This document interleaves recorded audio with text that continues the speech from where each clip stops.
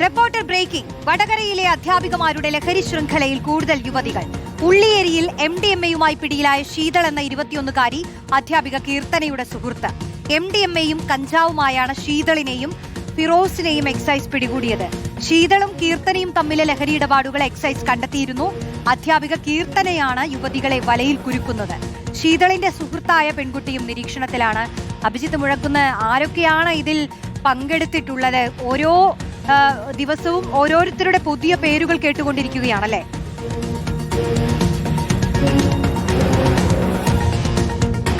അതെ റോഷ്നി, ഈ 3 അധ്യാപികമാരിൽ മാത്രം ഒതുങ്ങുന്നില്ല ഈ ലഹരി ഇടപാട് എന്നുള്ളതാണ്. അതിൽ തന്നെ കൂടുതലായും പെൺകുട്ടികളെയാണ്, യുവതികളെയാണ് ഈ ലഹരി സംഘം ഇത്തരം ആവശ്യങ്ങൾക്കായി ഉപയോഗിക്കുന്നത് എന്നുള്ളതാണ് ഞെട്ടലുണ്ടാക്കുന്ന കാര്യം. അതിൽ ഉദാഹരണമായി ചൂണ്ടിക്കാട്ടാവുന്നത് ഈ സൂചിപ്പിച്ച കേസ് തന്നെയാണ്. ദിവസങ്ങൾക്ക് മുൻപാണ് ഉള്ളിയേരിയിലെ ഒരു ലോഡ്ജിൽ വെച്ച് ശീതൾ എന്ന 21-കാരിയെയും സുഹൃത്തായ ഫിറോസിനെയും മയക്കുമരുന്നുകളുമായി എക്സൈസ് പിടികൂടുന്നത്. ഇവരുടെ കൈവശം MDMA-യും കഞ്ചാവും ഉണ്ടായിരുന്നു. രഹസ്യവിവരത്തിന്റെ അടിസ്ഥാനത്തിലായിരുന്നു എക്സൈസിന്റെ പരിശോധനയും ഇവരുടെ കസ്റ്റഡിയിലെടുക്കലും. തുടർന്നൊരു വിശദമായ ചോദ്യം ചെയ്യൽ എക്സൈസ് നടത്തിയിരുന്നു. ആ ഘട്ടത്തിൽ തന്നെ ഈ കീർത്തനയും കാവ്യയുമായി ബന്ധപ്പെട്ട വിവരങ്ങളൊക്കെ എക്സൈസിന് ലഭിച്ചിരുന്നു. എക്സൈസിന്റെ നിരീക്ഷണത്തിൽ കൂടിയായിരുന്നു ഈ 2 അധ്യാപികമാരും എന്നുള്ളതാണ്. അതായത് ഈ ശീതളും കീർത്തനയും സുഹൃത്തുക്കളാണ്. കീർത്തന ശീതളിനെ ഈ ലഹരി ഇടപാടിലേക്ക് എത്തിച്ചു എന്നുള്ളതാണ് അന്ന് എക്സൈസ് കണ്ടെത്തിയിരുന്നത്. അവരുടെ ഫോൺ എക്സൈസ് പരിശോധിച്ചിരുന്നു. ശീതളിന്റെ ഫോൺ എക്സൈസ് പരിശോധിച്ചിരുന്നു.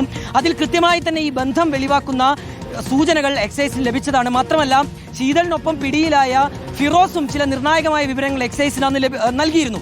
അതിന്റെ അടിസ്ഥാനത്തിലാണ് എക്സൈസ് കീർത്തനയെയും കാവ്യയെയും നിരീക്ഷണത്തിലാക്കിയിരുന്നത്. മാത്രമല്ല, ശീതളിന്റെ സുഹൃത്തായ ഒരു മംഗലാപുരത്ത് ഒന്നിച്ചു പഠിച്ച ഒരു സുഹൃത്തു കൂടി എക്സൈസിന്റെ നിരീക്ഷണത്തിലുണ്ടായിരുന്നു. അങ്ങനെ സമാന്തരമായി എക്സൈസും ഒരു പരിശോധന നടത്തുന്നതിനിടയിലാണ് പോലീസ് ഈ അധ്യാപികമാരെ പിടികൂടുന്നത്. ഇതിൽ ഗൗരവത്തോടെ നോക്കിക്കാണേണ്ട വിഷയം റോഷ്നി, കുറേ അധികം യുവതികൾ, പെൺകുട്ടികളൊക്കെ ലഹരിയുമായി കഴിഞ്ഞ കുറേ മാസങ്ങൾക്കിടയിൽ കോഴിക്കോട് പിടിയിലായിട്ടുണ്ട്.